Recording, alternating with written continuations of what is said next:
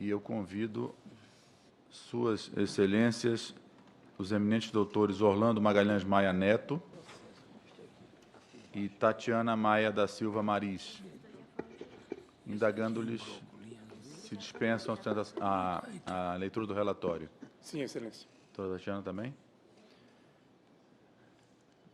Doutor Orlando, Vossa Excelência tem a palavra pelo tempo regimental querendo.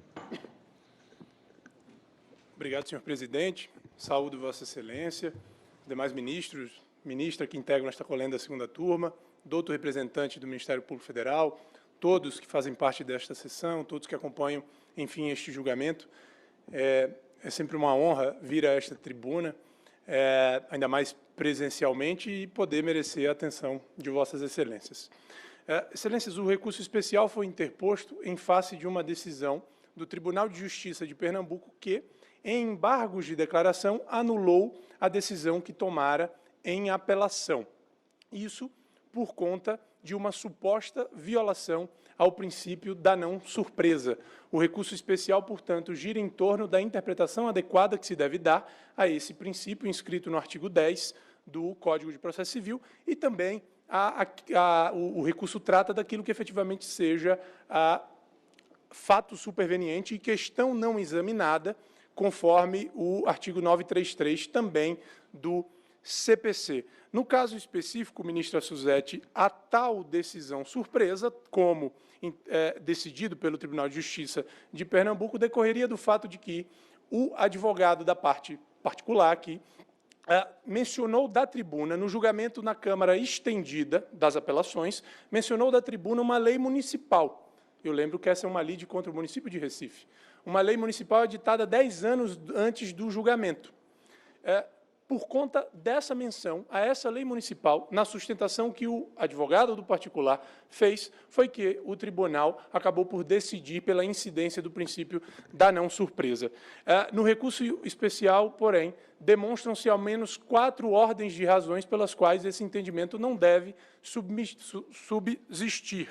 Essas ordens de razões são todas elas cognoscíveis por este STJ, e a primeira delas consiste no fato de que o STJ já consolidou há muito tempo uma linha jurisprudencial no sentido de que o fundamento jurídico de que trata o artigo 10 do CPC não é o fundamento legal, o suporte normativo em si, o dispositivo de lei ou a lei ela mesma considerada. É o fato, a questão debatida e as consequências normativas que a ela se atribuem.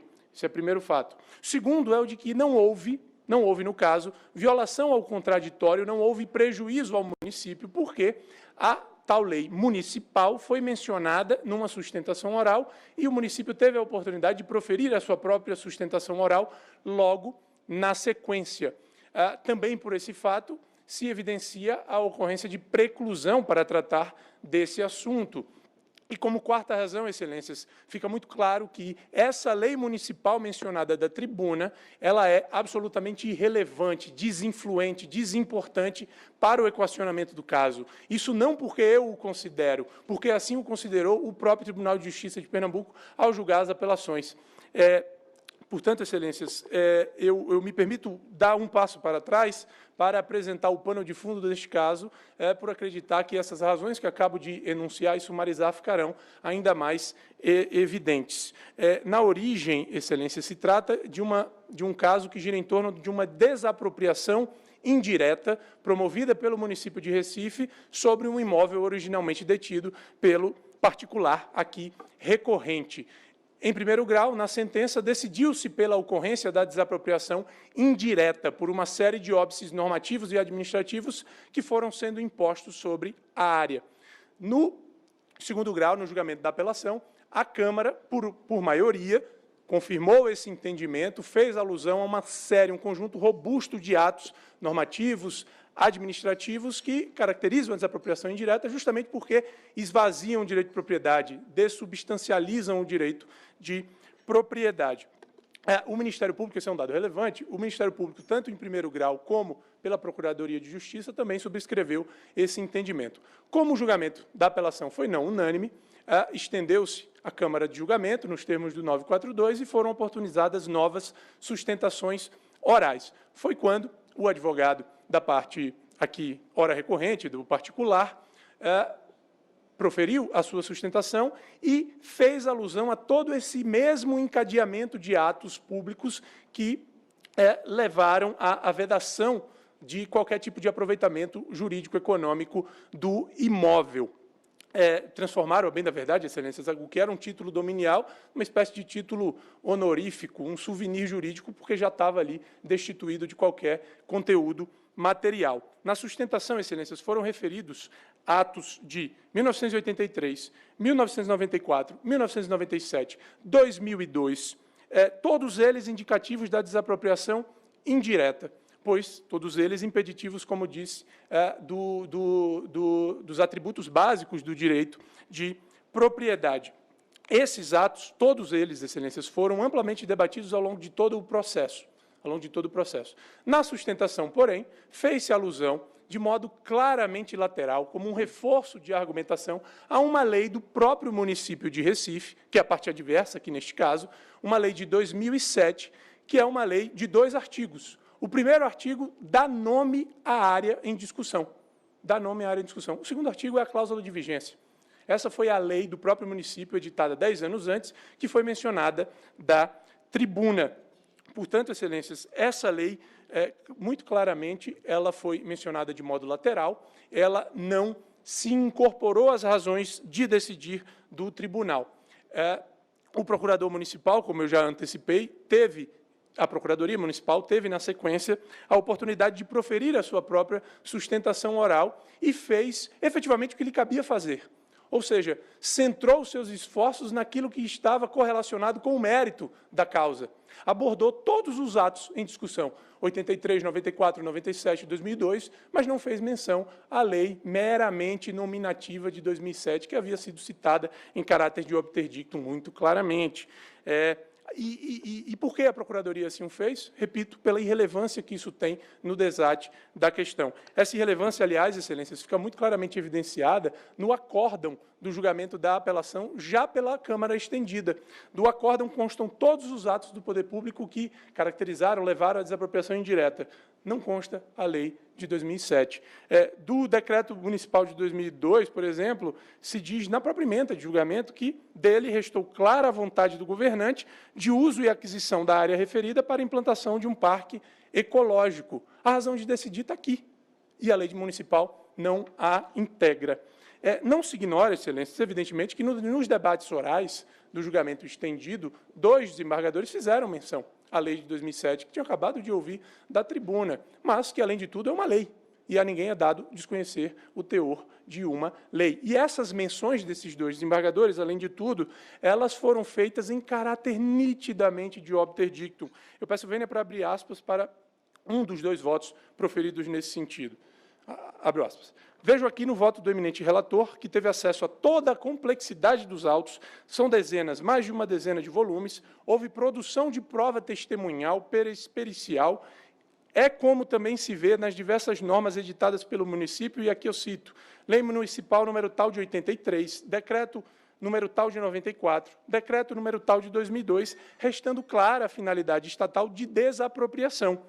É a sucessão desses atos adotados pela municipalidade que configurou um apossamento tácito e ilícito por parte do poder público da propriedade particular. E daí surge, disso que eu acabei de mencionar, eu estou lendo o trecho do voto, e daí surge o direito do particular lesado de obter justa indenização. Portanto, Excelências, não teve a lei nominativa qualquer tipo de influência no desfecho deste caso. Ainda assim, o município opôs embargo de declaração e o tribunal, por maioria, acolheu a suscitada violação ao princípio da não surpresa. Contra esse entendimento se interpôs este recurso especial, notadamente fundado na jurisprudência do STJ, que faz essa distinção muito importante, muito clara entre fundamento jurídico, efetivamente, entre questão nova, ainda não examinada, e o fundamento legal, o suporte normativo. Imaginem, Vossas Excelências, que se a qualquer momento que algum advogado desta tribuna mencionar um dispositivo legal qualquer do ordenamento jurídico, o julgamento tem que ser interrompido para protagonizar, para propiciar a parte contrária, que ainda fará a sustentação oral, uma oportunidade de se manifestar. Mas ainda se percebe a perplexidade quando se nota que, nesse caso aqui, a lei era municipal e a parte adversa, o município de Recife. Além de tudo, excelências, eu peço para a Vênia para enfatizar que é bastante intuitivo que uma lei, nesse caso a Lei 17337 de 2007 do município de Recife, é uma lei que dá apenas nome a uma área, ela é absolutamente desimportante para o equacionamento de um caso de desapropriação indireta. O que a lei diz é o seguinte: dá-se à área do Engenho Shoa o nome de Rosinete Taveira Falcão. Ponto. Há, como eu disse, todo um rol, um conjunto de documentos que aí sim infletiram materialmente sobre a propriedade de modo a esvaziá-la. E foi isso que foi considerado. Eu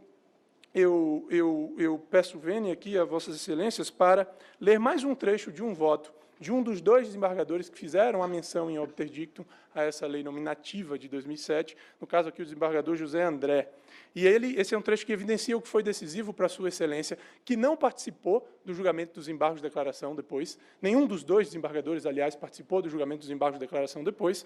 Isso foi o decisivo para Sua Excelência decidir como o fez. Eu peguei aqui o decreto municipal número tal de 94, que no seu artigo 1º determina, e ele lê o teor.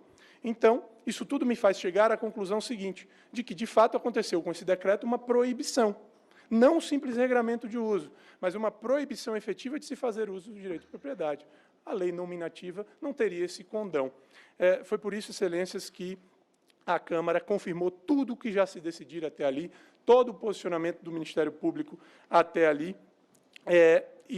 Além de tudo, eu repiso aqui, já me encaminhando para o final, que a Procuradoria do município de Recife teve, como terá hoje, a oportunidade de fazer a sustentação oral logo na sequência e decidiu, de forma correta, penso eu, centrar naquele momento os seus esforços naquilo que efetivamente dizia respeito ao mérito da desapropriação. Portanto, não fez menção à lei nominativa de 2007, mas, o que é mais importante aqui para este julgamento, poderia tê-lo feito. Teve a oportunidade. Portanto, não houve prejuízo, houve, aí sim, preclusão da oportunidade de se suscitar essa questão, e por todas essas razões, excelências, para evitar que seja, por uma interpretação data vênia equivocada do princípio da não surpresa, seja anulado um julgamento num caso que já passa de 20 anos, um caso em que todas as manifestações de mérito até aqui foram convergiram para o reconhecimento da desapropriação indireta da área, é que se pede o provimento do recurso especial para que se determine o retorno dos autos à origem e possa ter continuidade o julgamento dos embargos de declaração sobre os outros pontos lá suscitados. Muitíssimo obrigado, excelências. Muito obrigado, doutor Orlando. Doutora Tatiana.